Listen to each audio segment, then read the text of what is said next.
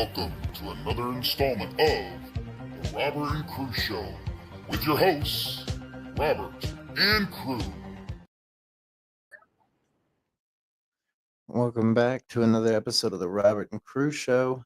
Tonight, though, it's just me, Robert. Crew wanted a night off, so I gave it to him. Tonight, we're just chillaxing and vibing because we're all friends. You know what I'm talking about? Hey, Julie, how are you doing tonight? The other night, guys, we got kicked off air because of a blizzard, a random snowstorm that started in in Kansas City and the surrounding areas, and it was crazy. It literally kicked all of my power off.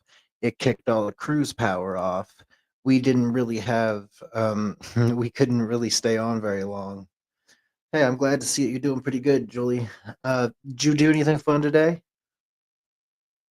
So I'm sorry about all of that stuff kicking us off air and not being able to finish the show the other night. We're gonna do a part two for the Vatican because we didn't get everything that we wanted to show, and Crew had some other videos he wanted to post up and show the world.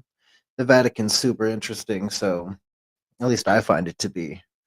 The the secrets hidden inside of the church and the just the sketchiness of the church itself, but also the long run history in the Vatican. It is such a cool place. I'm glad you found it super interesting, Julie. What's been your favorite podcast we've done this season? I think the Bible episode that we did with Crew's mom did really well. We had 134 views on that one, and it seemed to reach a lot of people. I also really enjoyed the JFK episode that I did and some other stuff. Yeah, it's a good video. It really is. Um, so today I got some videos that we're gonna chill out together and watch. So here we go. We're gonna start the first one off. I've got a lot of different videos. It's a whole bunch of stuff tonight that we can delve into and literally just have fun with it. But first, as always, I have to play This podcast is for informational and entertainment purposes only. No view in this podcast should be taken literal unless one of us says it is our personal opinion. But even so, it is only that, an opinion.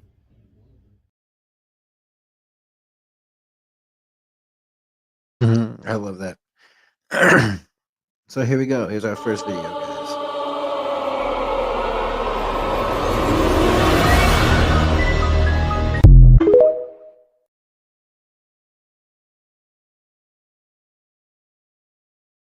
Oh my goodness.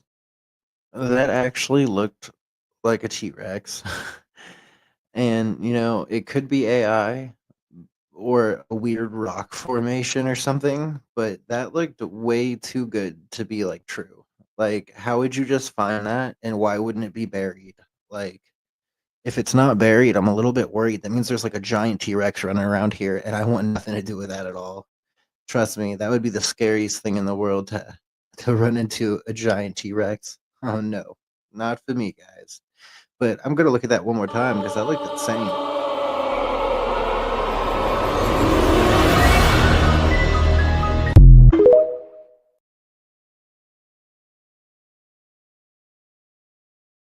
I really don't know how I feel about that one. I don't know if it's real. It could be fake. It could be plaster casted. It could be put there by that person. It's an attention grabber for sure, and it does for sure look like a T-Rex. But I don't think that a T-Rex would just be chilling there. Yeah, it can like it does kind of look like an alligator. For sure, Julie. It does kind of look like an alligator.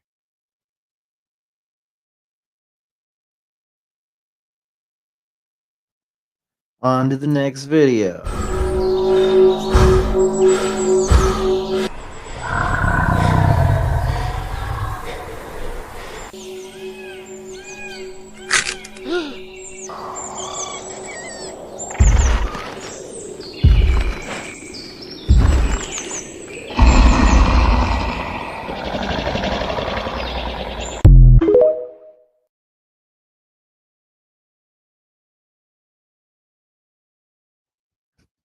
definitely an AI video, but interesting, and I like it. I like the point of view videos. It would be crazy if you, say, took a time machine and went back to the Jurassic period and hung out or had to run from dinosaurs or hung out. I almost said hung out with dinosaurs, or you had to run away from giant predatory dinosaurs on a daily basis. I don't think you can just go up to T Rex and be like, "Hey, buddy, I'm going to hang out with you today." I don't think it works that way. He's probably going to eat you. Oh my goodness. It's a cool video though. That's definitely AI, and it's definitely just supposed to be a point of view. What it would look like if a human were to be in the Jurassic period or wake up in the Jurassic or the Cretaceous period. Interesting video.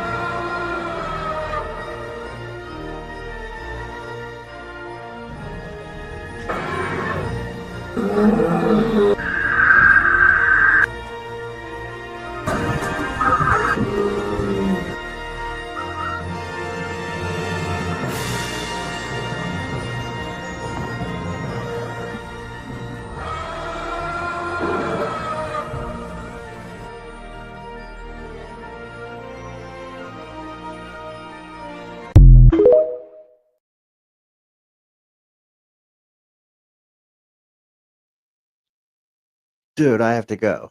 I have to go. If I can stand next to life-size animatronic dinosaurs and I get to see them like move around and stuff, and that's like a kid's dream, and that was like my dream as a child to be like around giant reptiles. I have to go to Malaysia and go to that dinosaur theme park. No ifs, ands, or buts. I'm going. I don't know how. It's going to be a very, very long time before I can afford something like that, but I will. It's on my bucket list. Let me tell you how smart Einstein was. In one of his equations, he put in a term that he later regretted putting in, and he called it his greatest blunder. This is a term that he looked at his equations, and his equations showed that the universe had to be either expanding or collapsing. No one had any idea that the universe, which is everything, would be doing anything. So he says, this can't be right. Let me put in this term, and he says this term will help stabilize it from collapse. And it's a pressure force to push outward, and that'll stabilize it. A couple of years later, Hubble, the man after whom the telescope was named, discovered that in fact the universe was expanding, and he didn't need the term because he could have predicted that the universe should either be expanding or contracting, but he didn't. He put in this term. He said it's his biggest blunder. You know what Einstein's actual biggest blunder is? Saying that that was his biggest blunder. Because in fact, in 1998, we discovered a pressure in the universe pressing against gravity that is exactly the term that he put in.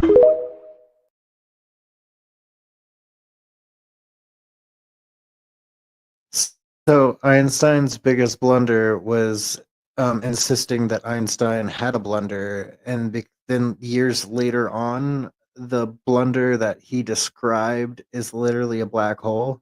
That's pretty cool. That's interesting. I'm not a huge fan of Neil deGrasse Tyson. I don't really like him very much, but I just I think it's because I think he's kind of a it's a my way or the highway kind of guy. He knows what's best, and he likes to argue. I would say he argues more than he debates. That's not the kind of guy I like, but he does make some interesting content and interesting videos sometimes. And you know he's a physicist, so you got to listen to the man. Well, you don't have to, but you should.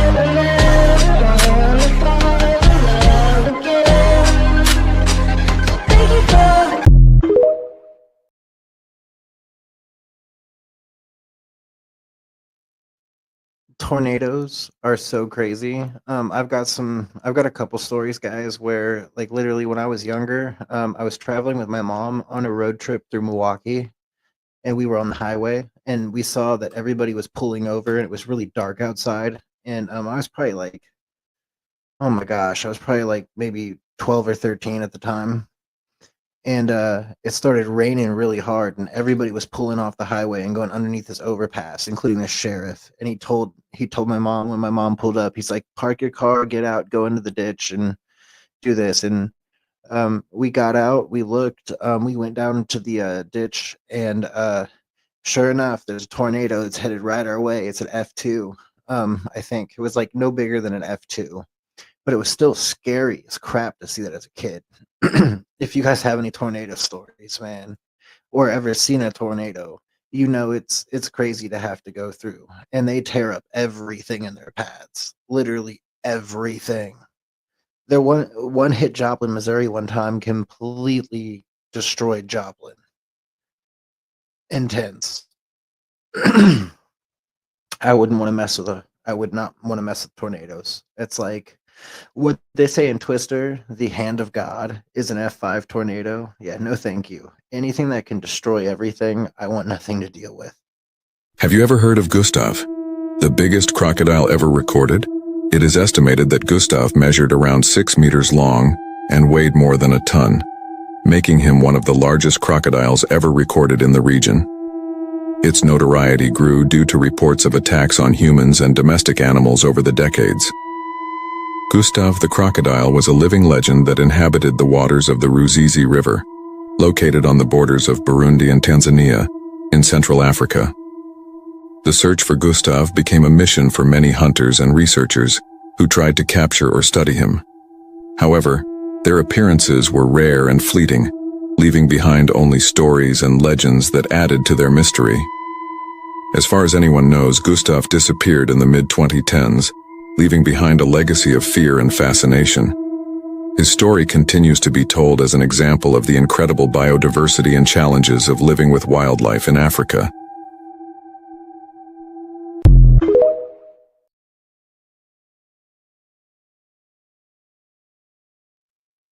Picture this. You get in the water because it's a hot day in Africa. You just get in the water to go for a quick swim to cool off.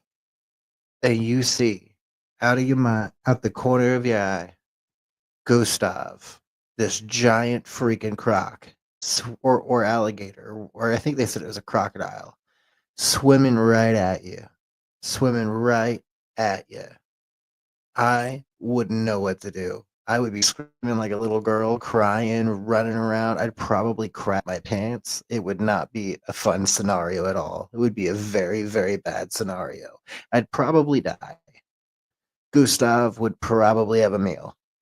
I don't ever want to run into a gator, crocodile, or a saltwater croc that big ever in my life. I saw videos of ones at golf courses in Florida. They're alligators, of course, but they're gigantic and they're walking across the golf courses. Oh my God, that's intense.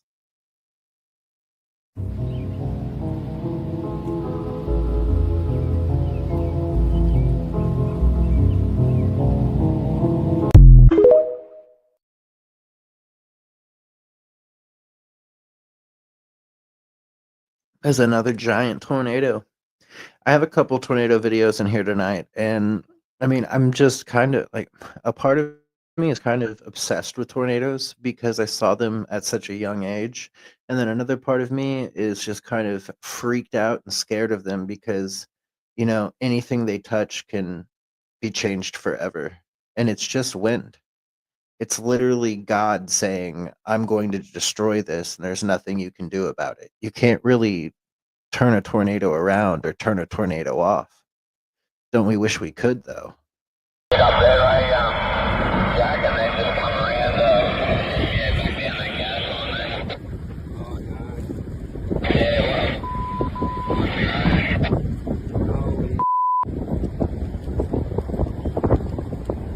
we flying that 100 meters all the way around, that's 200 meters. 300. Hey, Rob.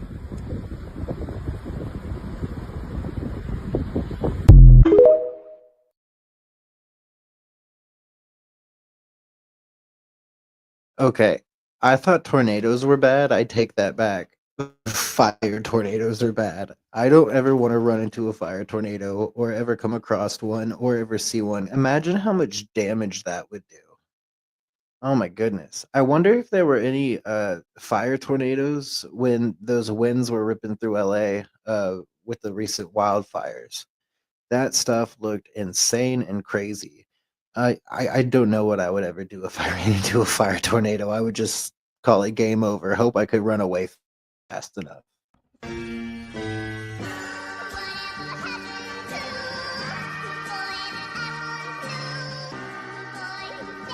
Look at that.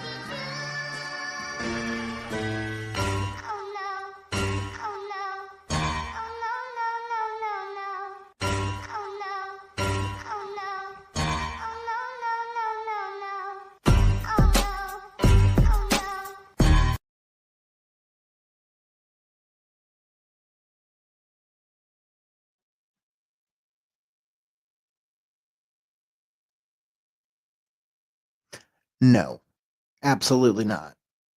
Absolutely not. And this is why I do not live in Australia. This is why I will never live in Australia because screw that.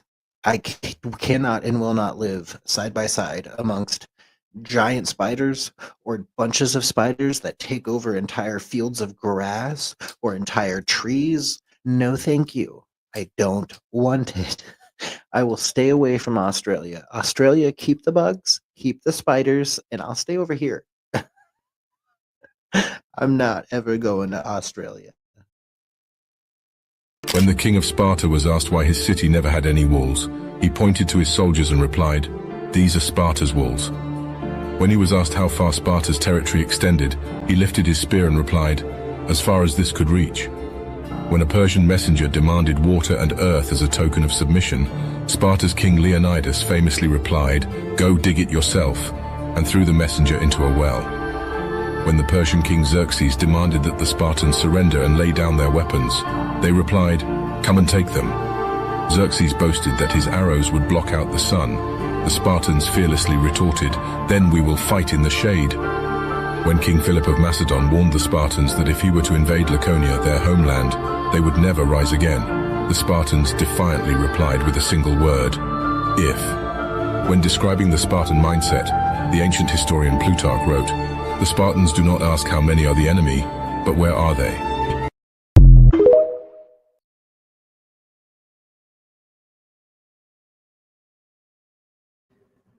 Basically, the Spartans are like the most badass of the most badass fighters in the world.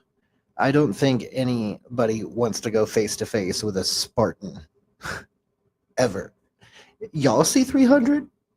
Y'all know how the Spartans fight? Yeah, nobody wants to fight a Spartan. Those poor Persians. A new God of War game just leaked, and it will take us to a whole new mythology. God of War Ragnarok wrapped up its Norse mythology perfectly. And now Santa Monica Studios are looking to take the God of War franchise into a whole new era, setting it in Egyptian mythology. Reported by reliable leaker Daniel Richtman on his Patreon, he says that Santa Monica Studios are currently casting for Middle Eastern actors for a new AAA game, likely to be God of War, with it looking to explore Egyptian mythology. It is also important to note that God of War 2018 was nearly set in Egyptian mythology, before Santa Monica ultimately settled on Norse gods. So it seems that Cory Barlog will finally have his chance to let Kratos explore this new era, with many new gods to come up against, such as Anubis. While this is a rumour, so take it with a pinch of salt, it seems like we will be hearing more about Santa Monica's next project very soon. Would you play a God of War game set in Egypt? Let me know, and make sure you drop a follow for the latest gaming news and daily gaming content.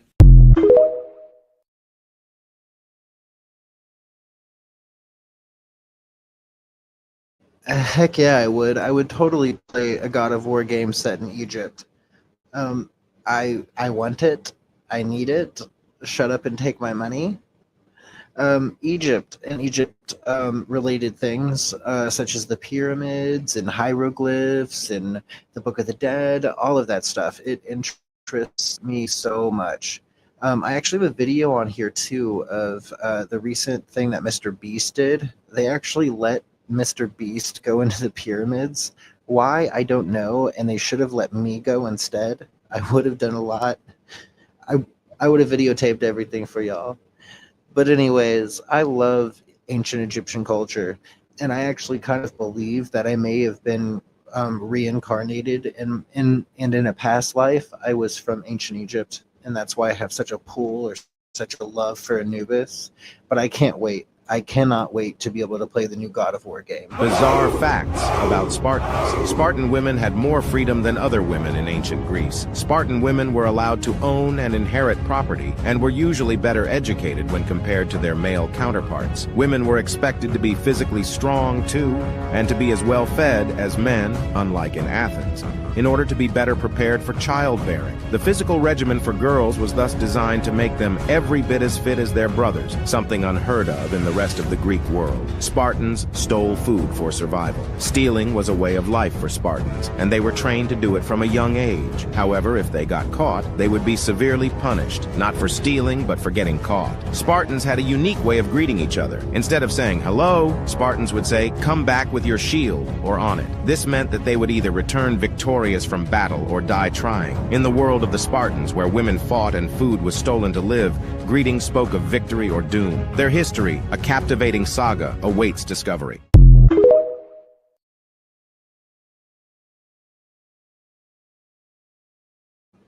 So let me put that into perspective for you. Basically, even Spartan women could kick my ass. Spartan women are fucking amazing, basically. Spartan women are just as strong as some of the Spartan men. Don't screw with Sparta. Or I guess you shouldn't have when Spartan and Sparta was around.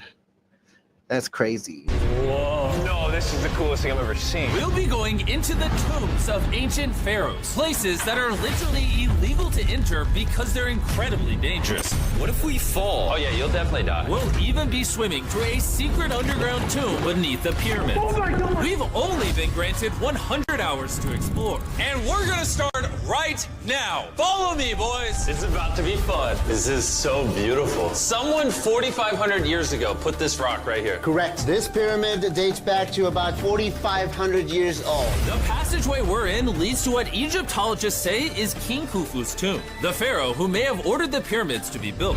Whoa! Hey! This room is called the Grand Gallery. What percentage of this pyramid do you think we've seen so far? We might never know the answer to that question.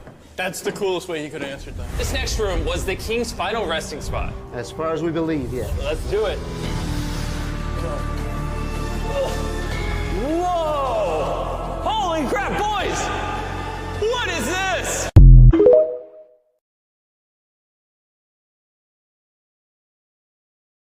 You know, I may not like Mr. Beast very much, but I can tell you that I absolutely love the fact that he was able to go inside of the pyramids and he videotaped it, at least most of it.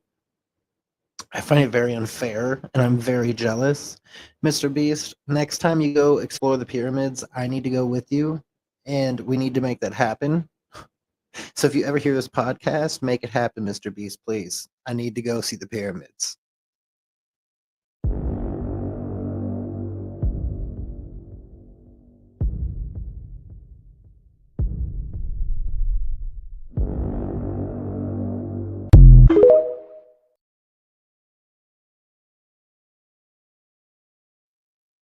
So they're talking about Tartaria, but 110% that photo of the giant or that video of the giant, that was AI for sure.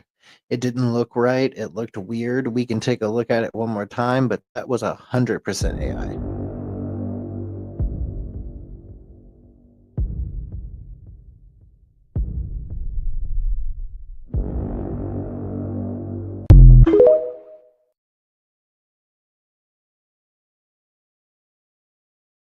%100% AI. That giant is 100% AI. You cannot convince me that it's not. Some of those other things, though, those old videos of electric cars and bicycles, electric cars were a real thing way before normal cars, believe it or not. You can look that up yourself. We had electric cars, electric bikes, and electric scooters before we ever had gas-powered vehicles. And the electric vehicles just kind of died out and people didn't use them anymore because they just didn't work up to par.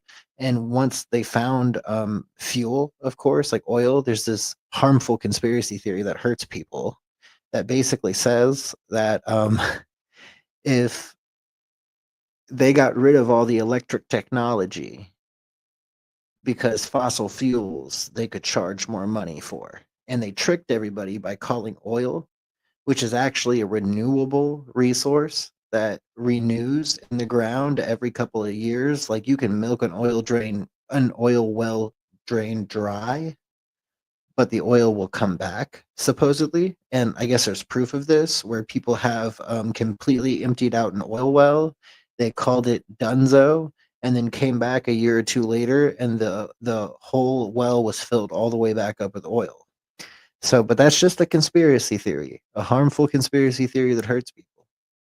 So apparently, apparently that theory is the whole reason why we are still using fossil fuels and we haven't switched over to electric powered energy. And supposedly Tartaria, if you know anything about Tartaria, it was apparently a civilization that lived before us that basically figured out free energy and figured out all of this stuff to like live in a peaceful society.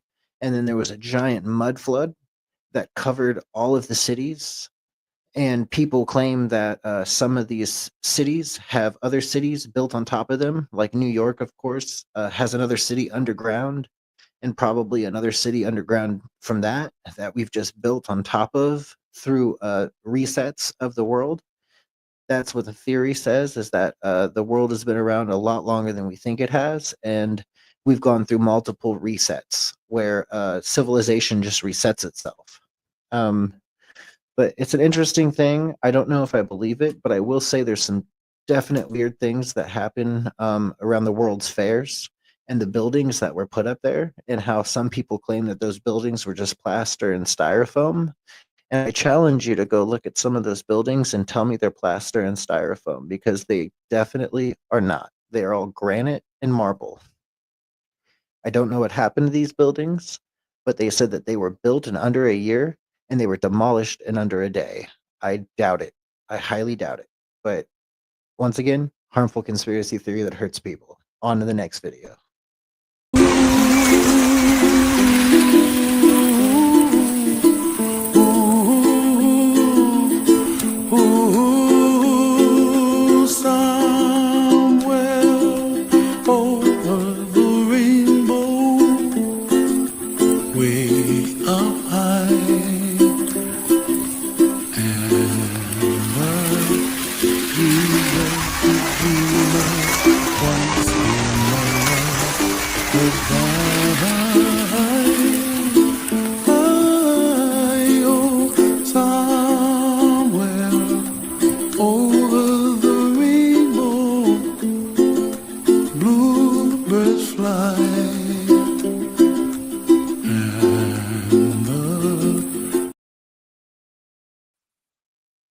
That was beautiful.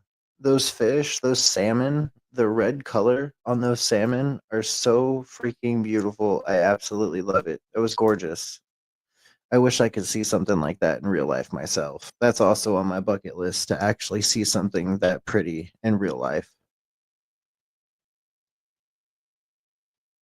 Is the government hiding an entire civilization from us? The Tartarians were said to be a civilization that unlocked the key to free energy, allowing the Tartarians to advance exponentially, as citizens were allowed to express their creativity freely, without the stress of work, leading to many great inventions and grand architecture. However, a powerful organization that controlled the world with a cell of energy had already invested heavily into energy production and lobbied against Tartaria, as free energy will essentially take away all the control that they had. This organization tore Tartaria apart and erased them from our history books, making it seem like Tartaria never existed. But if you look carefully, the evidence of Tartaria is still there, in old maps, in architecture around the world that seemed to advance, places like the Taj Mahal, the Great Wall of China, or even the pyramids in Egypt looked way too advanced to have been built by their respective nations, but collectively, all have similar themes in their design, similar themes aimed at harvesting energy. So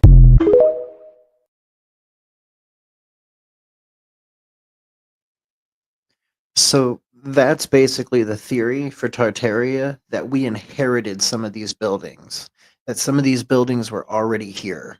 Like, for instance, in America, the White House and not like this White House, because everybody knows that the White House is burned down multiple times, but just the structure and the way that the White House looks, the Capitol building, most Capitol buildings around the cities and in the states, the Taj Mahal, like they said, basically this just old architecture that doesn't look like we don't replicate it today.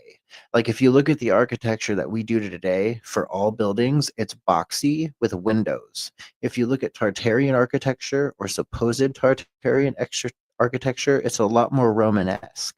We don't have much of that Romanesque architecture anymore. So that's the theory, is that a lot of these cathedrals and Roman buildings and buildings with crazy spires, that they are all old Tartarian artifacts that we inherited. And other ones is that the mud flood like covered up a certain layer of Tartarian history, and we just built upon that. And there's crazy photos where people have like excavated some of these buildings and found out that there's like windows upon windows upon windows underneath the ground, which makes absolutely no sense. And then later on found out there's a whole nother building under the ground. But then they say that it's because of some sort of flood or whatever, that they had to build on top of it. And it's nothing crazy. It's just a part of the world, but we don't ever have any like recollection of it or record of it. So it's just weird. The Tartaria stuff makes sense. And the more you delve deep into that rabbit hole, the more you will get lost, confused, and intrigued. Trust me, it's worth a look. How long do you think this paper will survive down here? Thousands of years. Really? We'll dig it now. With the letter, can I bury this gold swarm? Perfect. This is worth $10,000. Really? This is for the future. Yo, and I guess the internet conspiracy theories are right, because the Sphinx definitely has gold in it now, thanks to the rarest swarm in the entire world. Guys, I'm trusting you not to steal this gold. At this point, I was starting to wonder what the other boys were doing until I heard this sound above me. Zahe, do you hear some helicopters? I can't believe we're doing this! Somehow, the boys convinced the Egyptian military and government to let them fly around in helicopters while Zahe and I were exploring the Sphinx. This is an awful day. Yeah. So, Mr. Beast, come on, man, hook a brother up. Take me to Egypt with you. I think that's so cool that they got to do that. And they got to that. Those guys totally went back, by the way, and stole that gold. You know they did. He told that man it was worth 10 grand. If you knew that there was 10 grand sitting down at the bottom of the Sphinx, and you were the guy that watched over the Sphinx and nobody else is allowed in there except for you, and you knew that that thing was down there and it's worth $10,000, would you go back and grab it? Let me know in the comments. That man totally went back. How long do you think this paper will survive down here? What if the history we've been taught is a massive lie? Before the world we know today, there was another, far more advanced civilization, the Tartarian Empire. This mysterious society had technology beyond anything we have now. They had the ability to harness atmospheric energy and used it to power all their buildings, generating free, continuous energy for everyone. No oil, no pollution, just limitless power. But their knowledge didn't stop there. The Tartarians understood the power of frequencies and vibrations, enabling them to manipulate substances in ways we can barely imagine. They used this to construct grand architectural wonders, moving massive stones effortlessly, structures like the Great Pyramids and other ancient marvels, which we still struggle to explain today. So what happened? In 1859, Edwin Drake drilled the first successful oil well, sparking the rise of the oil industry. This free energy was a direct threat to the growing oil empire, and powerful forces couldn't allow that to stand. Slowly, they wiped out the Tartarian civilization from Asia, Europe, and North America, erasing nearly all evidence of its existence. The oil industry did this to seize control, ensuring profits and dominance, while keeping the knowledge of free energy buried and forgotten. And so, history was rewritten.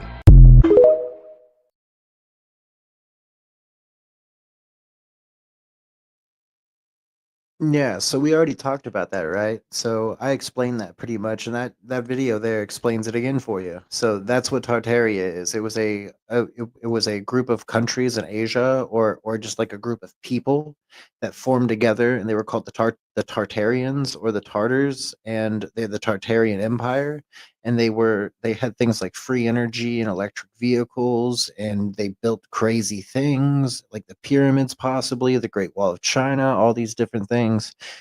And then there was a great mud flood, and we also helped like apparently take them out, like these big oil companies. But apparently that's all just a harmful conspiracy theory that hurts people. So don't repeat that to people because it's not true. It's a conspiracy theory.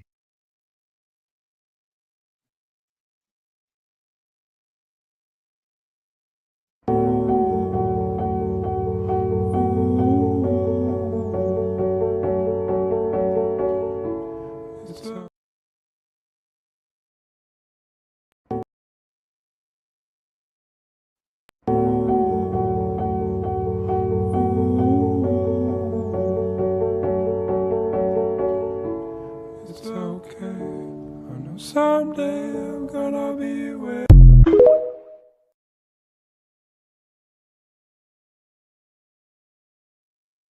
Man, Alaska sure is beautiful. I wish I could go to Alaska. No, for sure. Julie, if we ever go to Egypt, you're coming. You're coming, Julie. I want to go to Alaska really bad, actually. I think that'd be so cool.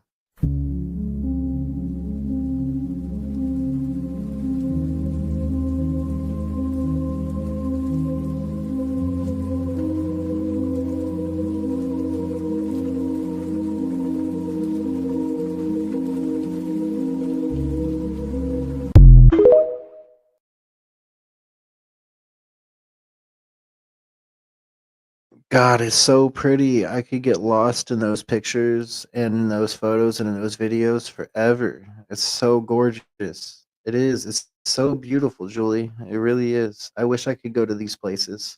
I wish at some point in my life I'm going to go to all of these places. I will. I'm going to find a way to do it. I'm going to make some money. I'm going to get my ass. I'm going to get in the car. I'm going to go drive and I'm going to go see these freaking places because I deserve it. We all deserve it. Hate being cooped up, not having anything to do and not having the money to do anything. We're supposed to have freedom and we're supposed to have liberty and we're supposed to be able to be happy and to be able to do these things. We all have to just constantly go to work and make money and never have the time to do the things that we want to or that we need to, and it's not fair. We honestly, we all deserve to be able to go out and see these beautiful places and be able to go to these beautiful places and see these beautiful things in person, and we should be able to do it for free. But that's not the world we live in.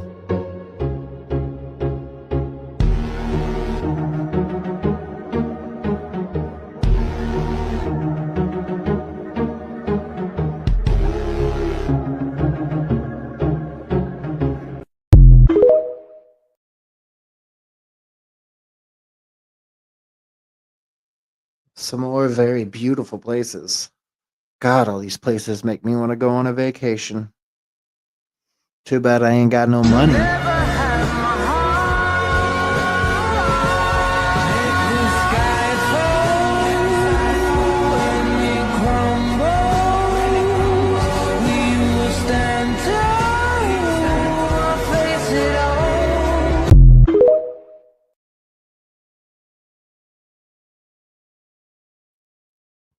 That cathedral is absolutely gorgeous. And all of those places with water. I need to go to all of those places with water. I love water. I love swimming. I love fishing. I need to go to all those beautiful places with water. And I need to swim in that crystal clear water. My God, so beautiful.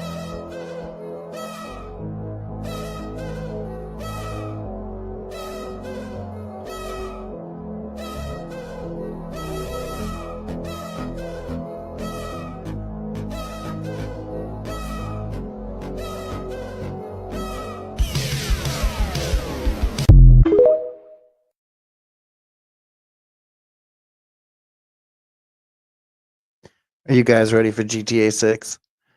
I really am, but at the same time, I ain't been playing video games lately, but I am dying to play some GTA 6 and the new God of War. I need it. I need those things in my life. GTA 6 is just, it looks so awesome.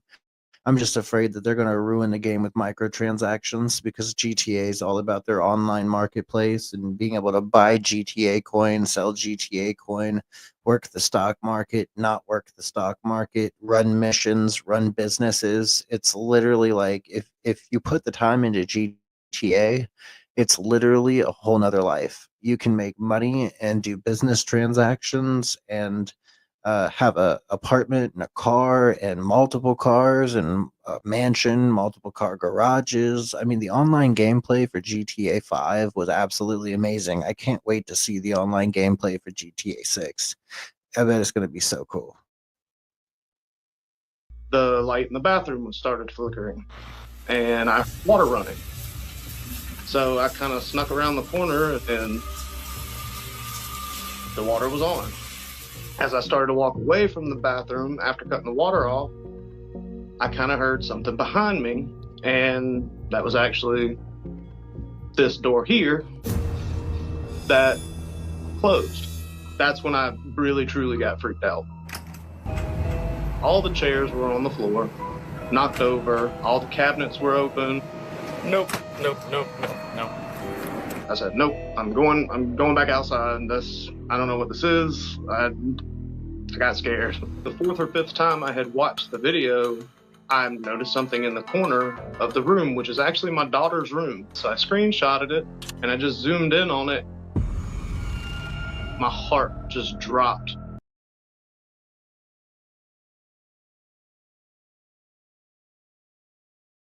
No. That's a demon. Leave the house, burn it down, get the hell out. That's a demon. Nope, no thank you.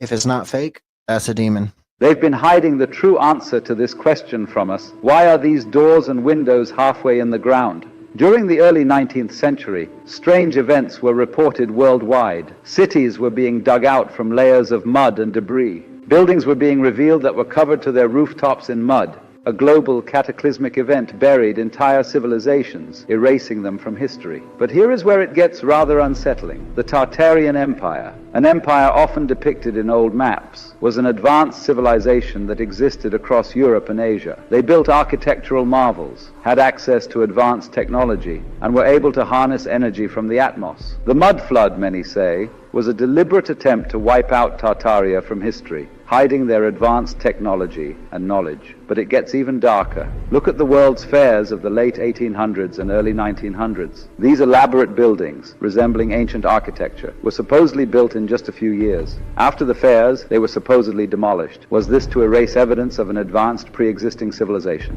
The Chicago World Fair in 1893, the Paris Exposition in 1900, and the St. Louis World Fair in 1904. These events showcased magnificent architecture, and on official papers they were apparently built with plaster and wood. Do these look like temporary structures to you? The sudden disappearance of these architectural marvels raises the question, were they remnants of the Tartarian Empire, conveniently disguised as temporary exhibits and then destroyed to hide their origins?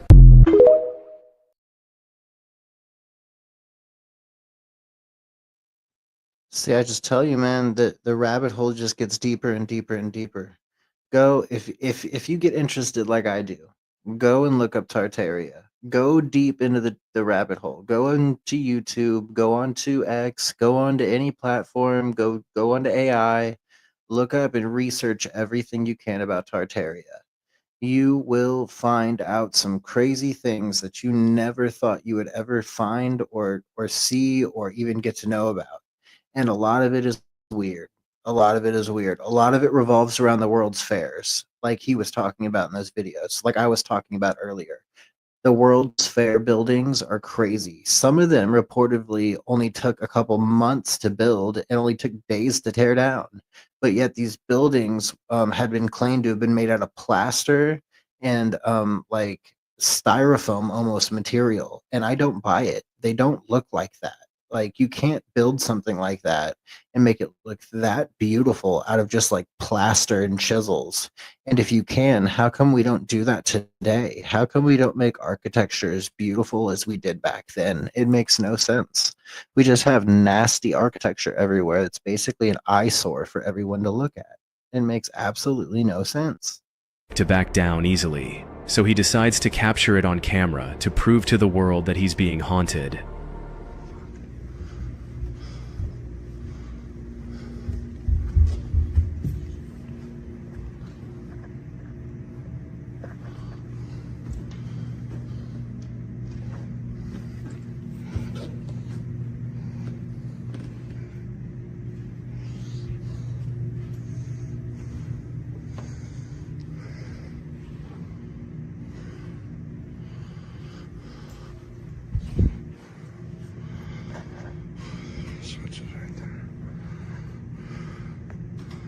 Hello?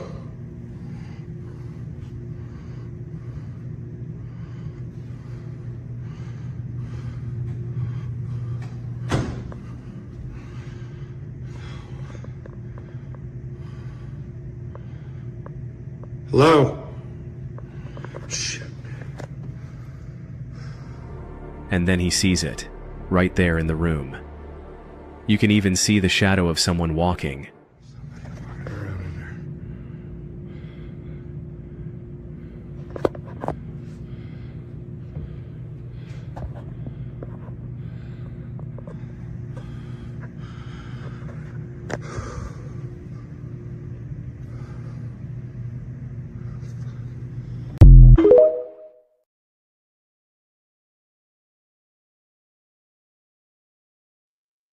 Creepy. But also, they left us on like a cliffhanger there. We didn't really get to see very much. It is a creepy video, and I will say, if it's not a hoax, that would scare the ever living crap out of me if I was in the same position. So yes, that is a creepy freaking video, and I'm not for it. I don't like it, not at all. This is a high altitude electrical line worker. As you can see, he's way above the treetops. Here, he will fully disconnect himself from his safety line to transition from one line to the next.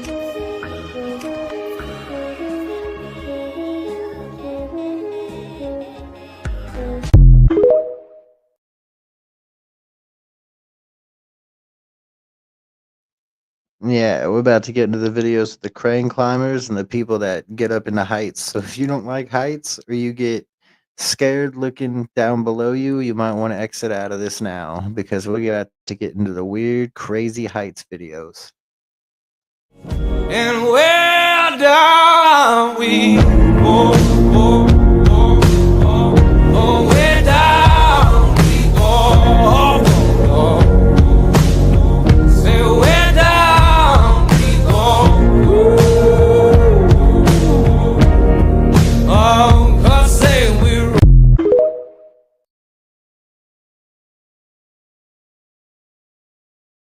Man, I would like to try to like do some skiing like that at some point. I would love to be able to barrel down like a slope and just have the adrenaline rush of flying down a ski slope like that. I'm just not very good on skis, and I don't think I want to test my luck. But it does look hella fun, and I think I'd have a lot of fun doing it. 3, 2, 1. Awesome.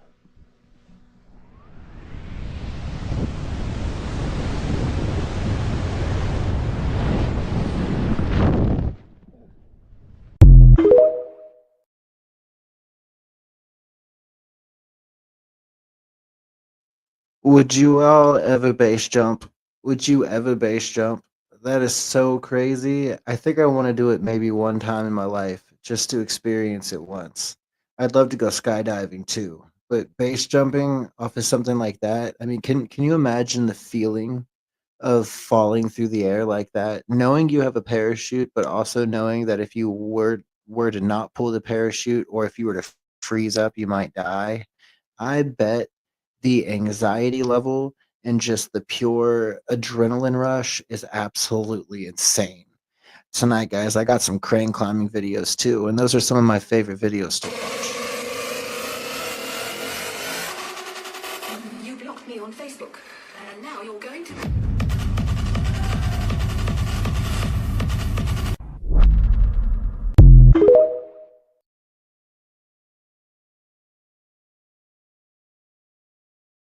Would you go?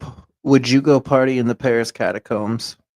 I think that'd be cool. It'd be cool to go down there and see a whole bunch of people and be in a live rave. If I was a lot younger, heck yeah, I'd go do it. But you also got to remember, it's probably extremely illegal to go down there and party in the Paris catacombs. But I know that the Paris catacombs go for miles, and people go in there all the time and explore. There's tons of videos on YouTube of people illegally entering the catacombs and going down there and looking around.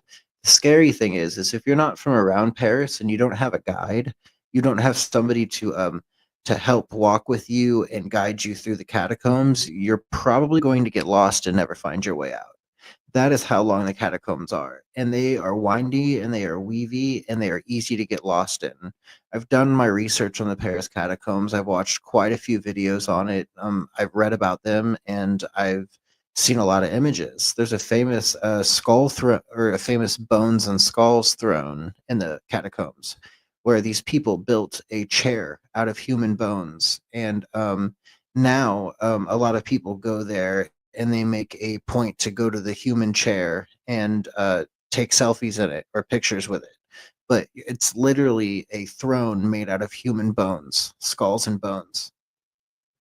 Here, I'll pull it up for you real quick to show you guys. It is super creepy looking, but it's also really freaking cool.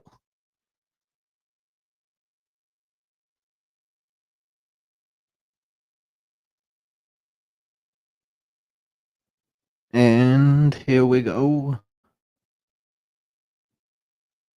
This is it. It's literally a chair made out of human bones.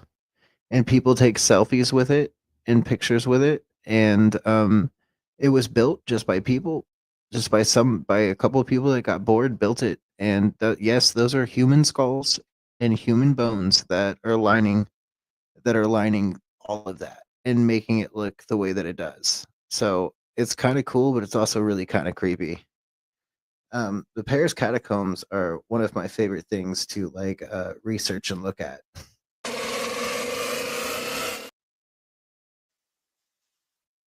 While exploring the Paris catacombs, I found something very disturbing.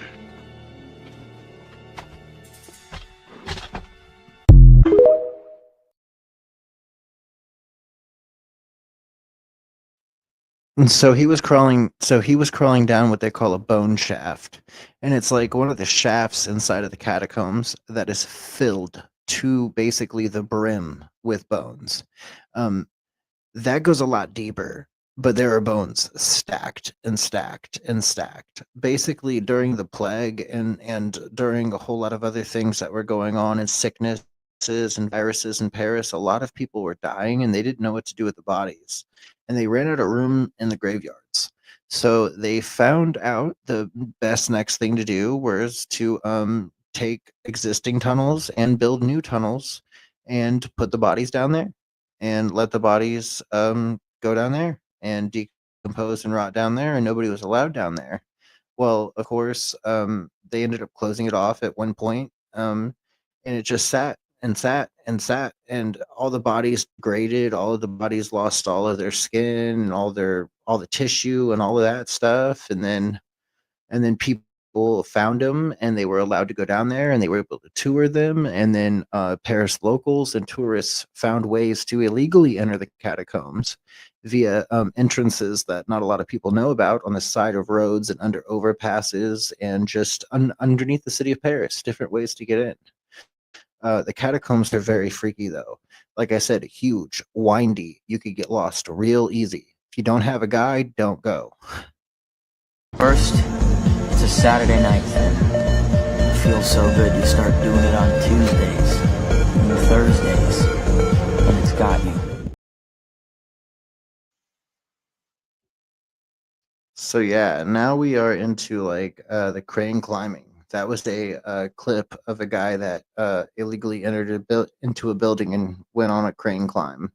I do not endorse crane climbing. I think it's awesome. I think the people that do it are adrenaline junkies, and it's something I've always wanted to do, but I'm too scared of getting caught, and I wouldn't want to be on anybody's radar. And I mean, God forbid you fall. That's death, right? No thank I'm you. Robert Wadlow, 7 feet tall, 12 years old, and weigh 240 pounds. When he reaches middle school, Robert experiences another growth spurt, but his is extreme.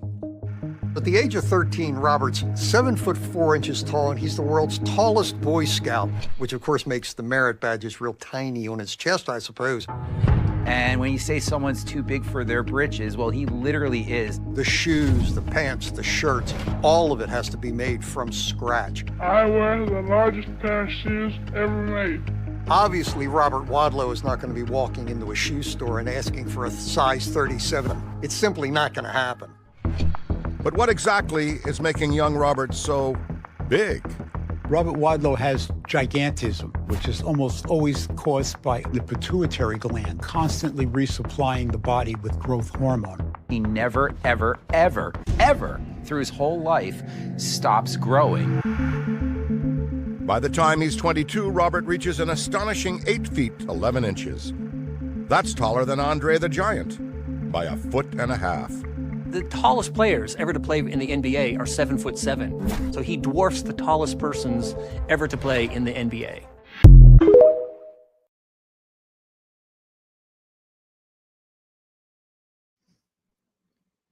Dang, man. Robert Wadlow was tall. That's crazy. He never stopped growing. So gigantism is caused by the pituitary gland, and it's just the resupplying of growth hormone, and you never stop growing. That's insane. Robert Wadlow, I wonder how, I'm going to have to look that up real quick, how tall Robert Wadlow got. Because that's insane. If he never stopped growing, oh my goodness. I did not know that about Robert Wadlow. I knew Robert Wadlow was the tallest man at one point in the world, but I didn't know he never stopped growing. That's absolutely insane. How tall was Robert Wadlow when he stopped growing and when he died? Robert Wadlow, known as the tallest man recorded in history, reached a height of 8 feet 11 inches, 2.72 meters. He was measured by doctors. That's insane. Almost 9 feet tall. Robert Wadlow never truly stopped growing due to a condition called hyperpituitarism, caused by an overreactive pituitary gland that produced excessive growth hormone. His growth continued throughout his life. Though it may have slowed as he approached adulthood, his height increased significantly even in his final years between ages 17 and 22. He grew about 8 feet 4 inches to his final height of about 8 feet 11 inches. Robert Wadlow died July 15, 1940 at the age of 22. His death was caused by an infection resulting from a poorly fitted leg brace that rubbed up against his ankle, leading to a blister subsequent septicemia, blood poisoning. He passed away in his sleep in a hotel in Manistee, Michigan, while on a promotional tour. His extraordinary height and gentle personality earned him the nickname the Gentle Giant. So Robert Wadlow was literally a giant. Guys, I'm sorry if you hear backfeed noise. My air conditioner keeps kicking on, so I'm sorry. I hope you can hear me clearly through the mic, and I hope the air conditioning is not too annoying. But on to the next video, guys.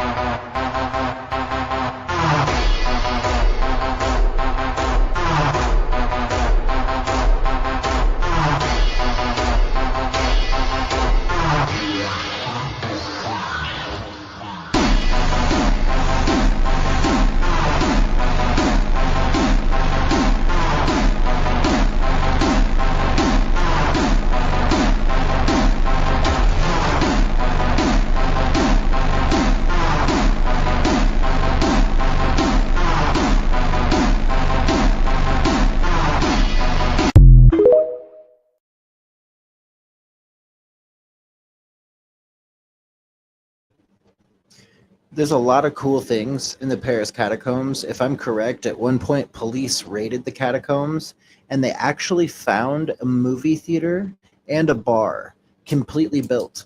And they actually said that they were going to come back and they were going to figure out how it got there. They were going to wait for people to show up. And when the cops came back with more cops, there was apparently a camera or something down there, and it caught the cops down there. And by the time the cops got back, the whole movie theater and the bar was torn down, and the only thing left was a note that said, "Good luck finding us." That's insane, right? That's how big the Paris catacombs are. They just picked up and moved their stuff, and nobody ever found them again. Lots of people use the catacombs for fun. Lots of people explore the catacombs, and lots of people get lost.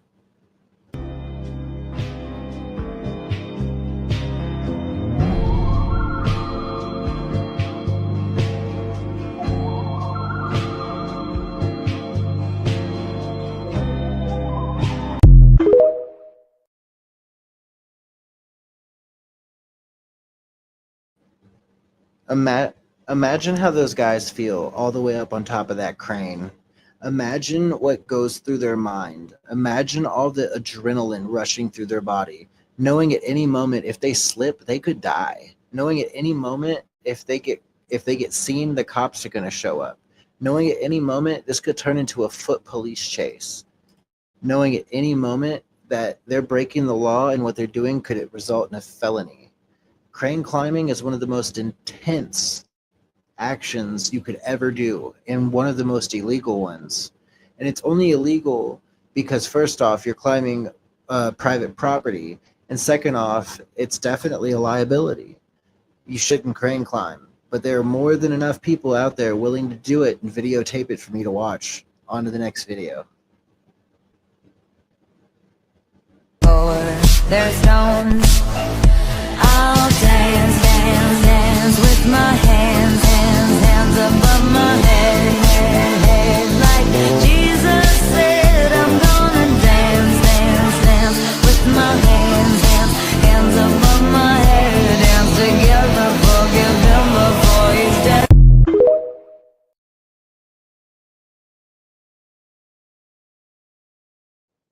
Rooftop runners, or that's what they call them in Europe. The guys like climb up onto the tallest rooftops and run and do parkour and do crazy stunts on top of the roofs. These guys are all adrenaline junkies, just like the crane climbers. They like getting into the shit. They like the adrenaline.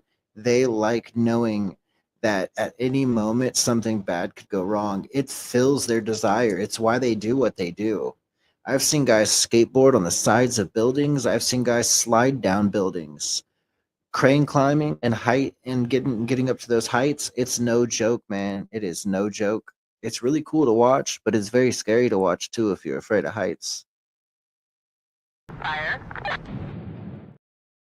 Fire.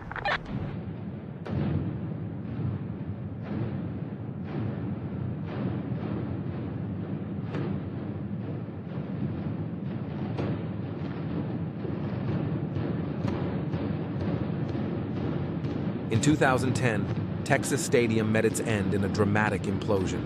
Over 2,700 pounds of explosives were meticulously placed in 1,400 drilled holes, targeting key supports. As the charges detonated in a precise sequence, the iconic roof and stands collapsed inward within 25 seconds, leaving a cloud of dust and debris. This next clip is of Veterans Stadium in Philadelphia, which was brought down in a controlled implosion.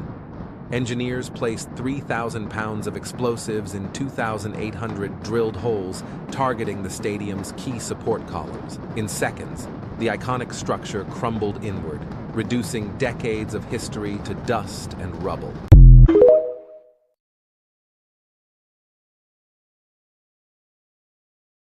Demolitions are some of the coolest things in the world to watch. I love seeing people blow shit up. That's probably some of the coolest, most fun things to see in the entire world. When people explode buildings and you get to see those buildings just collapse and go down, and all the smoke and all the dust and all the rubble in a controlled demolition is some of the coolest things to see. And especially to see it like from drone footage or to see from firsthand, like right up next to it and being filmed. It is so cool. I love those kinds of videos. This is the worst car crash of all time.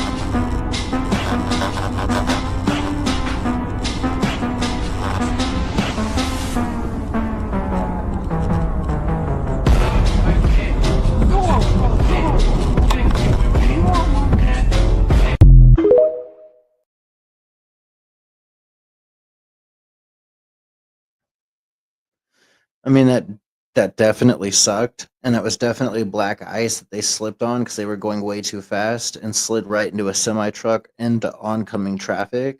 But I don't know if I can call that the worst accident ever. I'm sure there's been something way more brutal than that. It sucks. Car wrecks are not fun. They're not something that people should be like really romanticizing or using for entertainment, but they are all over my feed and they're all over everybody's stuff. And I do find them interesting, just like anybody else. Extreme acts of craziness or insaneness I find intriguing. So Scariest ocean clips ever recorded. All hands, hoist the colors high. Heave ho, thieves and beggars, never shall we die.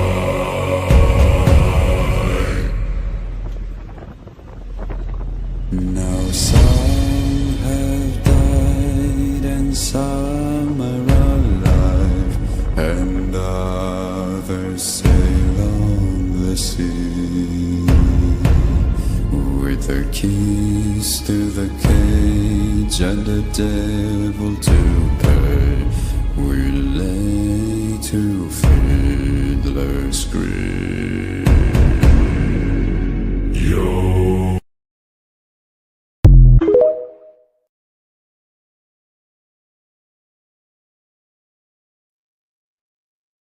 yeah, I'd try that job out for $1 million. I don't know about those waves though. Those giant waves smacking that boat. I don't want to be on that boat, especially the boat that did like somersaults. No, thank you. I don't want to be on that. I don't want anything to do with that. That's a one-way called a seasickness if I've ever seen one.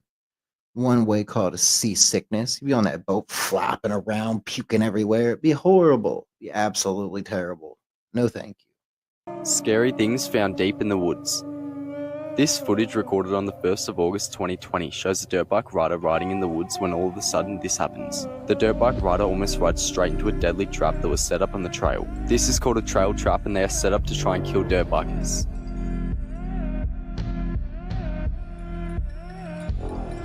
It's unknown who put the trap there and why they did it, but thankfully the rider stopped just in time. Follow for more.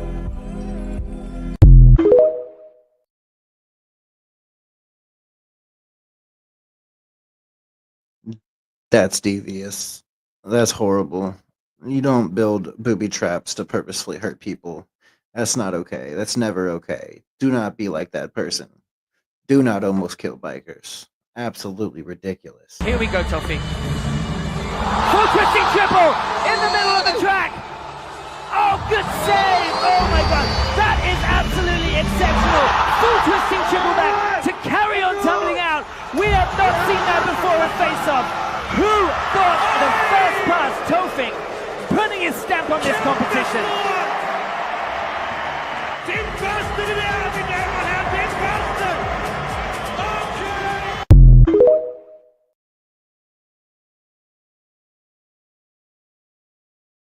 Boston. That was awesome. That was so cool.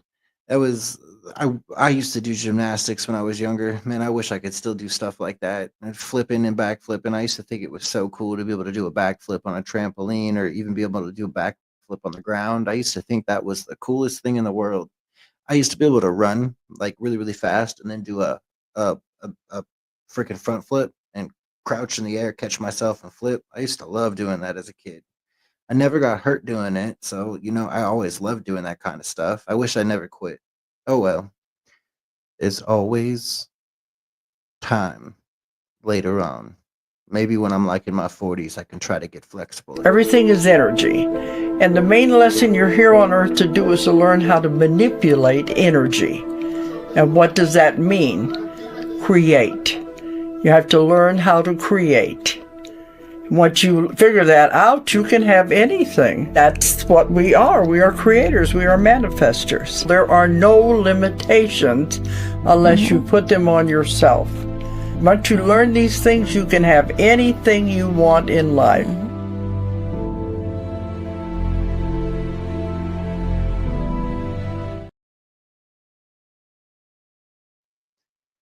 how do y'all feel about manifestation? I've always heard about manifestation. I've always heard that manifestation was real. I've never really been able to make manifestation work, but I try it all the time. I want to make it work. I want to manifest really good and awesome things in my life. I would love for the things in my life to be very happy and very positive and flowing, and I want to be able to manifest that stuff. So manifestation is definitely on my list of things to really get into. Just like meditation, honestly. I want to be able to manifest and meditate and be able to be one with myself, one with the people around me, and one with the world. That's my dream, is to just be on point.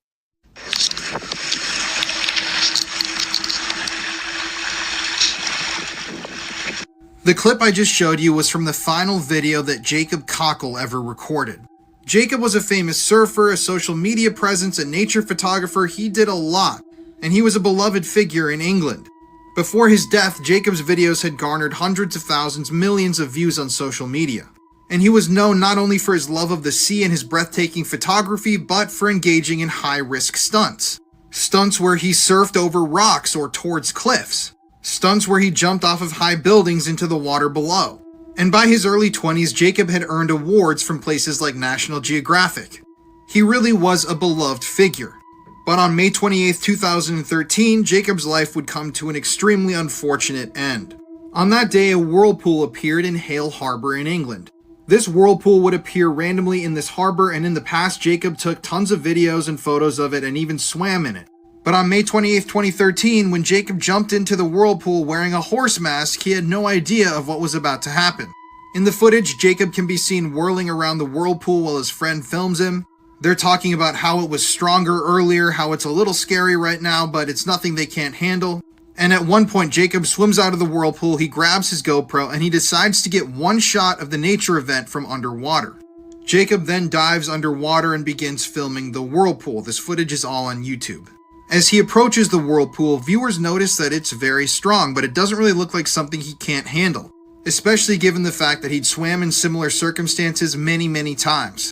But at one point in the footage, Jacob seems to lose control and the camera work starts going all over the place. And back on the surface, Jacob's friend noticed that he went underwater, but he never came back up. Jacob's friend then frantically began to shout his name, searching for his body, but he saw no sign of Jacob anywhere. The whirlpool flowed through a tunnel into a pool, and Jacob's friend David then ran over there and started asking fishermen if they'd seen his friend. They all said no, they hadn't. Eventually, though, David saw Jacob in the pool. He was face down in the water, and he knew it was already too late.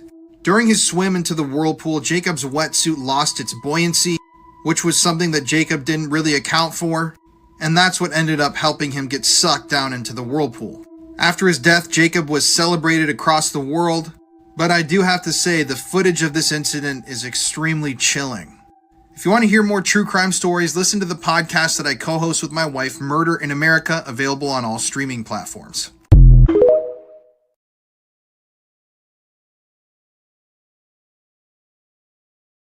Well, that just goes to show you that you probably shouldn't jump into a whirlpool in the middle of the harbor.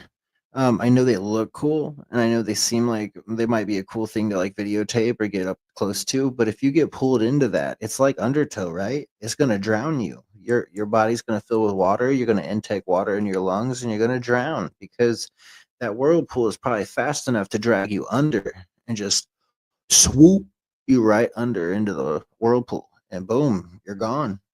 That poor guy. And you know, he was a world-class surfer, and obviously he didn't account for a few things, and that poor man lost his life. Sad. Hey TikTok, thought you guys might find this really interesting. This is an 800-year-old artifact found near Babylonia, Sumeria, of a cell phone. It looks like a Nokia phone, as pictured here, from 2001.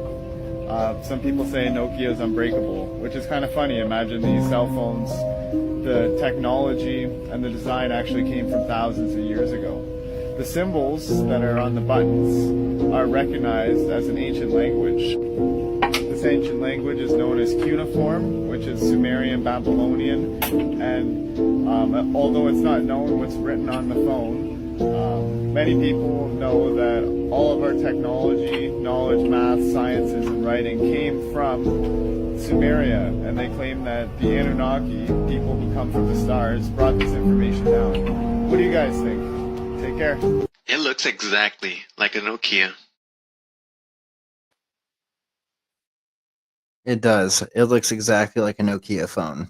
That is very weird. I also know of another circumstance where they were digging up a tomb in Egypt, in one of the I don't know if it was one in one of the pyramids or if it was just a tomb, like a grave in the ground. But they were digging it up, and it was supposedly of a pretty high up pharaoh, or maybe one of his one of like his people. And inside of that pharaoh's tomb, there was a watch, or it was a thing that looked like a watch, and it literally had a brand. So it was like it may have been like a Timex watch, maybe, but it was like a brand of an actual watch, and it had no business being in the tomb, and nobody had ever been in the tomb before. And it was just very odd. It was a very odd thing to be inside of the tomb. Now, that could be a hoax, but that's what I've heard. But don't quote me on that. But weird things are found every day in places they shouldn't be found. You guys think that's alien technology? Did the aliens bring us Nokia phones? Did the aliens want us to phone home?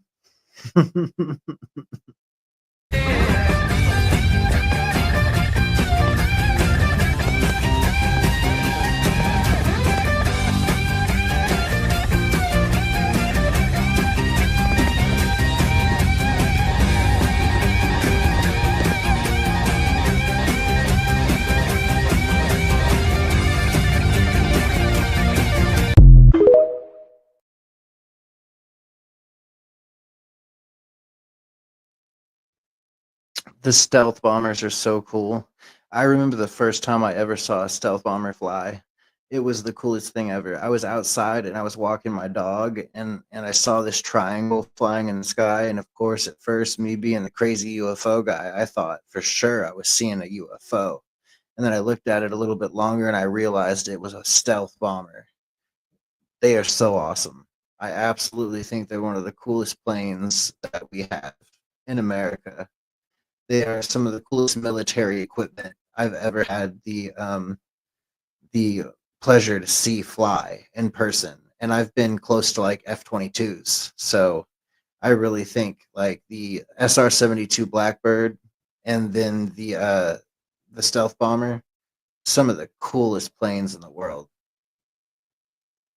3, 2, 1, fire.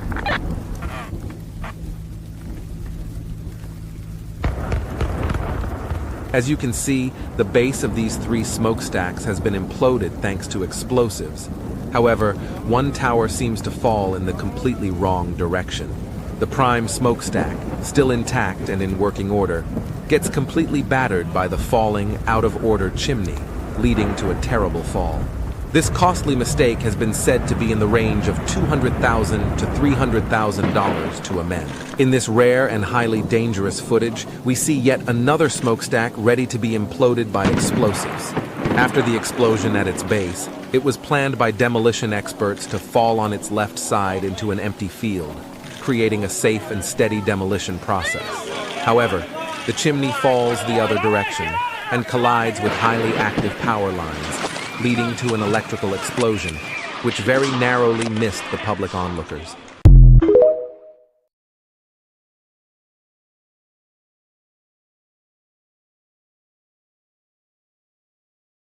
No,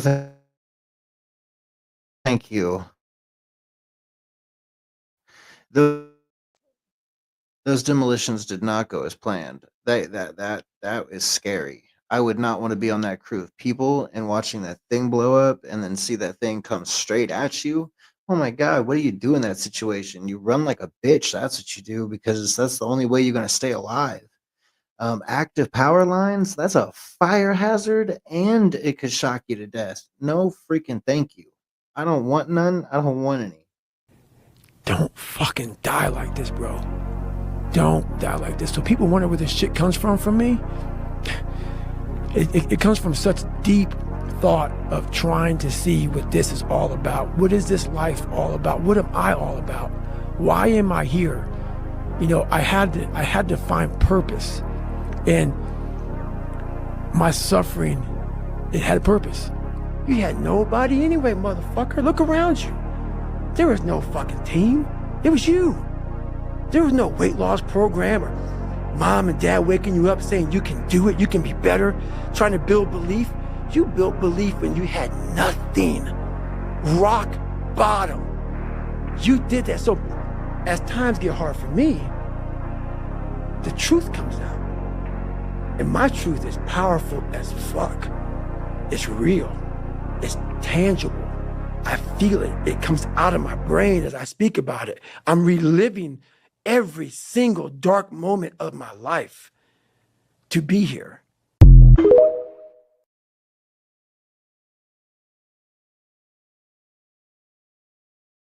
David Goggins is a different kind of human. That is a different kind of man. He is probably one of the strongest people I have ever seen. And heard his stories and heard the way that he had to go through things. Goggins is a superhuman. That man is a superhuman. Frank. Yes. You turn $100 to $1 million. Yeah. Like 3 million. Yeah, something like that. Now, how do you do that without scamming? Basically, you stare at this thing called, so there's like this thing called meme scope, and people are making. I don't know, this is having a problem and loading so or stare something. at it Give it a second. Frank. Yes. You turn $100 to $1 million. Yeah. Like 3 million. Yeah, something like that. Now, how do you do that without scamming? Basically, you stare at this thing called, so there's like this thing called meme scope, and people are making new coins all day. And so if you stare at it all day and you just keep practicing that, you can catch some really, really big coins early. Sometimes these coins go really, really high. So in that instance, I think I bought a coin at like 150K market cap and it went to 120 million on the same day. The genius doesn't leave his room, he eats pizza, and he stares at his fucking monitors 23 hours out of the 24 hours in a day. Do you know how fucked up it is to live with this fucking kid? And every 2 fucking days, he hits a 7-figure lick and I miss everything.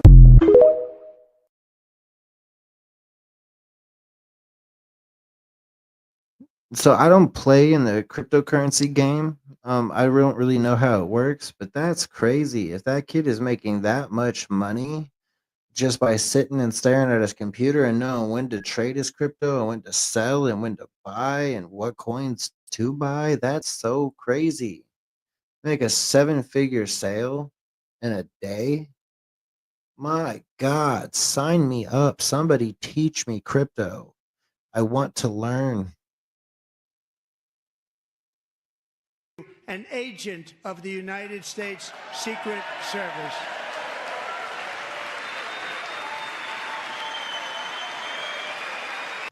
I was not expecting that. Nobody even told us, even though that they knew. They didn't even want to tell us. I miss Dad, but I realized I became a chauffeur. So, yeah, I found him driving him all across the nation and relentlessly and tirelessly get him there.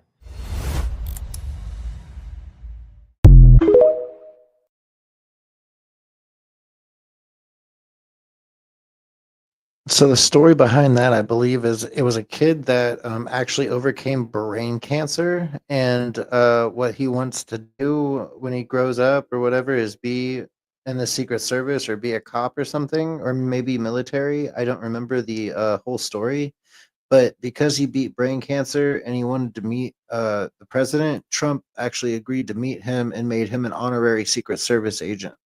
So I thought that was pretty cool. Trump didn't have to do that and still did it anyways. And it was a nice, wholesome moment.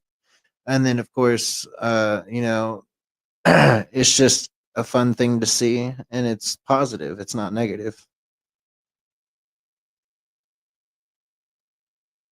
The human brain is virtually a transmitter and receiver of frequency. You think on frequencies. Your phone operates on frequencies. What you have to do is raise your level of consciousness to that frequency, and then you will attract whatever's on that frequency. The key is, how do you train it so that it emits the correct frequency of what you want? The secret and the law of attraction doesn't tell you that. missing the secret ingredient. It's the missing key. It's the element that makes this work. Do we call it manipulating energy? It's really just how to beam the frequency of your brain of what you want so that it will come into your life. When thought and emotion become one, then you'll say to the mountain, move, and the mountain will move.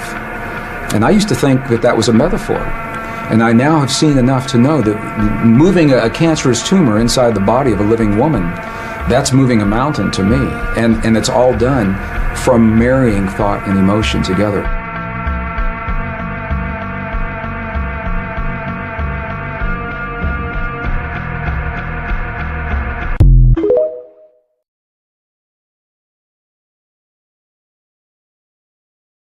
These manifestation things, man, like these people claim and swear by it, and I really hope it's true because that stuff is pretty cool.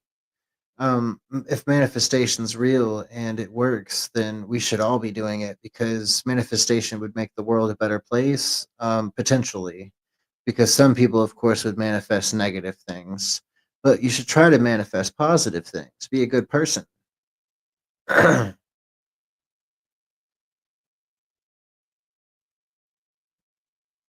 And of course, now I've got a spammer in my comments. I don't like this. These people on Twitch seem to comment repetitively. They're like fake viewers. They're bots, and they comment about buying cheap viewers or buying viewers. So they're like, "You're stupid and you're uninteresting. You need to buy viewers. Maybe that will catch your channel and you'll get people to watch you." Well, I genuinely think that if I'm myself and I try to be as good of a person as I am and I tell you my genuine view, then you're going to want to be around me, or you're going to want to listen to me, or you're going to find me interesting. So I wish these bots would stay off, would stay out and off of my chat. Oh well, though, what can you do? Well, guys, we've reached the point in our show where there's only one video left. I've had a lot of fun tonight chilling with y'all and watching these videos and reacting to them with you and talking about my day and seeing how some of y'all's days were in the comments. If you made it through this episode all the way up into here, thank you so much. You're a real one. You're one of the best ones. Julie, I'm talking to you. Everybody else that sat here and watched the whole video, thank you so much. Thank you for always kicking it with me. Share my video, please, if you enjoyed it. Subscribe to the channel at YouTube or at Twitch. Also, hit up the channel on Facebook. We have a page on Facebook called The Robert and Crew Show on Facebook. And we also have a Twitch called The Rob and Crew Show. And then we also have a YouTube called The Rob and Crew Show. So look us up, follow us, subscribe, and share. I hope you all enjoyed the stream tonight, and we're going to hit our last video. I think I found the entrance to the back room, so I backtracked so I could film it from the beginning. So I'm on floor 53, that's this right here. And I thought to myself, I want to go to the top floor. Bing. And just for reference,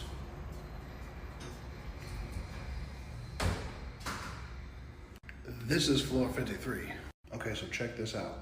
I've had to wait for an elevator forever, every single time I've entered it, but the first time I'm trying to get to the very top, this is what happens.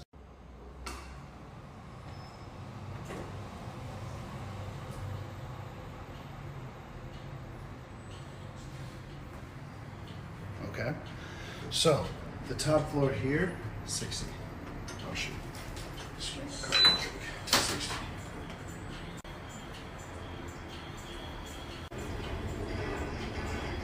Okay, we made it.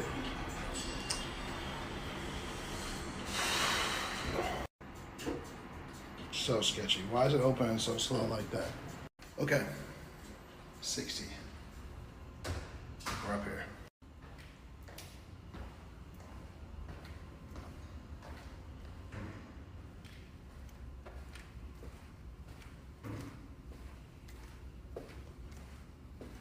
Creepiest thing is I keep hearing doors open and close, but there's literally no one here.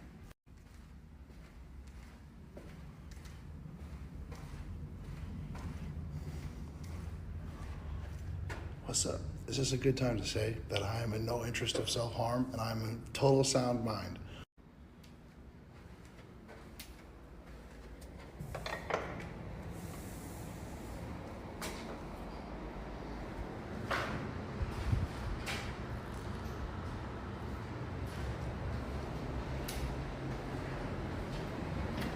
Okay, so first of all, what?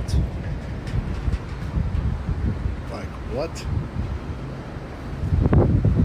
So we're just out here. Crazy. Doesn't even look real.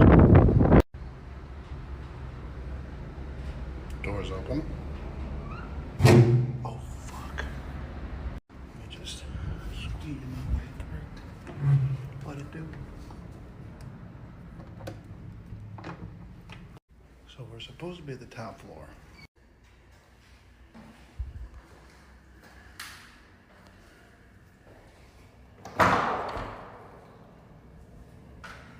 And this is how we get to the back rooms.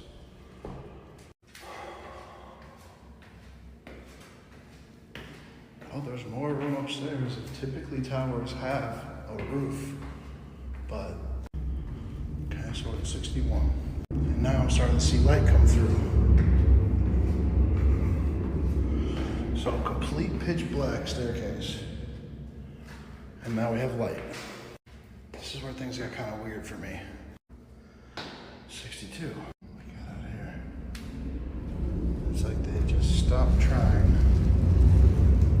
And you can hear, it's like 6 in the morning. You can hear elevators going up and down, but there's no elevators going up and down.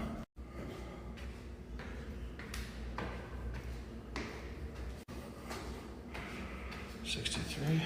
What is that? What is that? That's blood. That's blood. So, there's a lot of blood. That little disconcerting.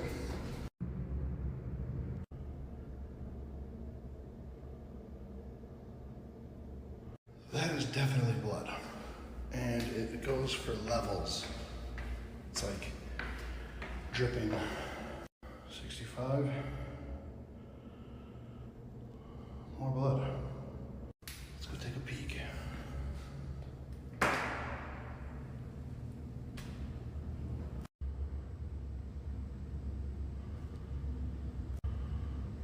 Where the fuck did this elevator come from?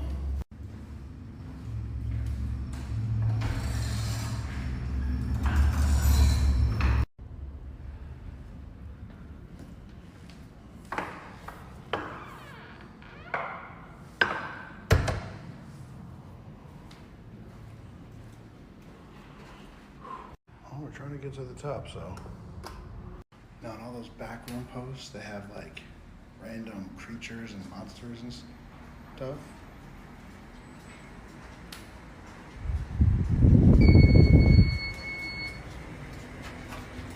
Bruh.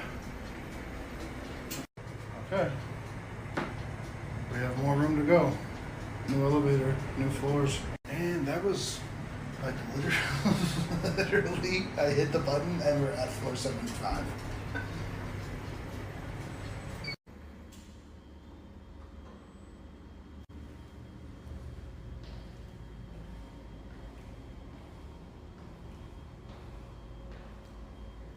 Penthouse, okay. Pretty nondescript, looking kind of sketch.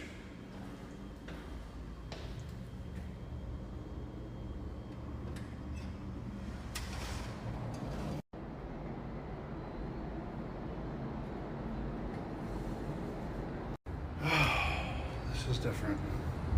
This is really different. So we're at the top floor of this building that's labeled, and the elevator. Incredible.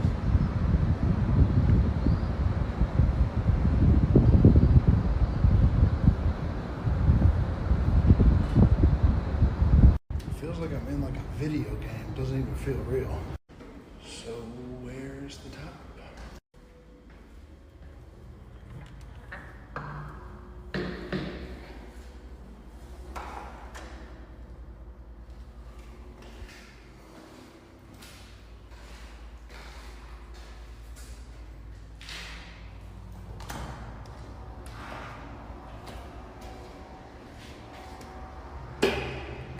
35.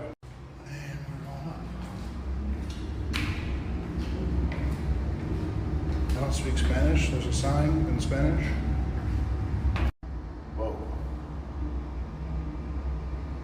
The ceiling just got a ton shorter. Like, look at this. My head is like just missing it. I'm 6 foot.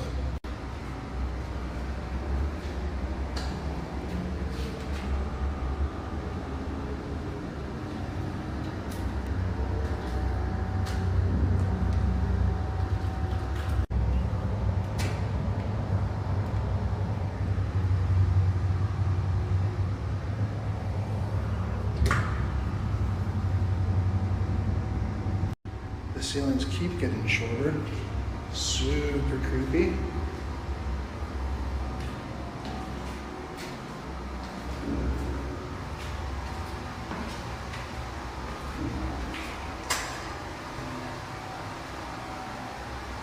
And okay, I think we're at the top. I wonder what did that. Is that water damage? Background number 77. I got goosebumps, man.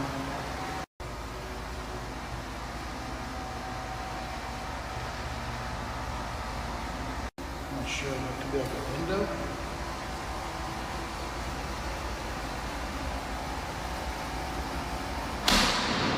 Fuck.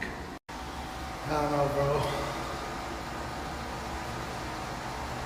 Look, I'll go in here. I'm gonna need to let me know in the comments.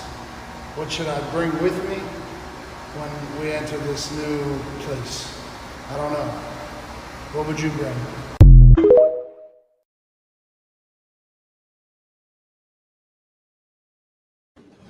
Yeah, that's a weird video.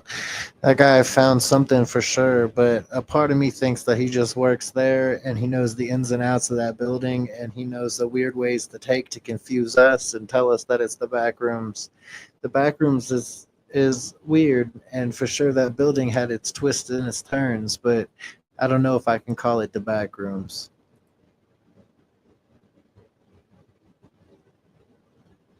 Thanks, Julie. It was great tonight to have you on the cast. And yeah, it's a very interesting building. It's crazy. I hope everybody that watched the cast tonight had an awesome time. I hope everybody enjoyed chilling with me tonight and hanging out.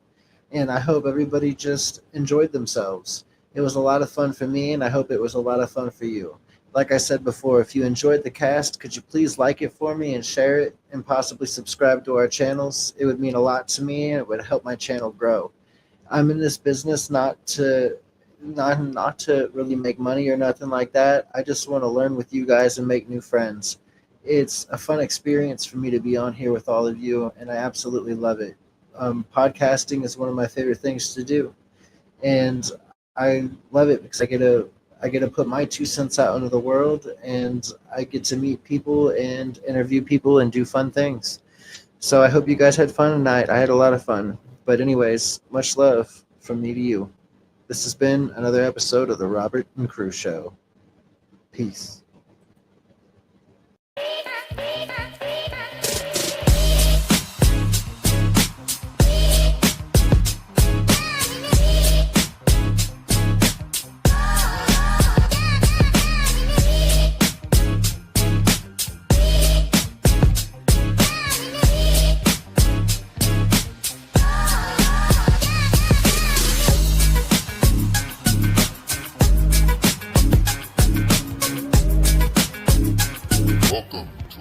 Installment of the Robert and Crew Show with your hosts, Robert and Crew.